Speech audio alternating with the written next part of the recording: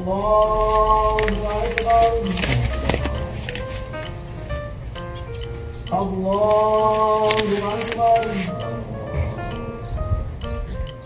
Allahu Akbar. Mungkin di antara kalian pernah mengalami kesalahan dalam melaksanakan sholat Idul Fitri. Seperti video viral yang satu ini, diunggah oleh akun TikTok @bakogoa_men. Salah gerakan sholat, semua ikut-ikutan salah. Dalam video yang diunggah, terlihat pada saat imam bertakbir para pemuda saf pertama melakukan ruku. Setelah takbir selanjutnya setengah dari saf tersebut ada yang melanjutkan sujud, ada pula yang tetap berdiri. Salahnya berawal dari mana ya? Efek begadang kali ya, tulis keterangan dalam unggahan video.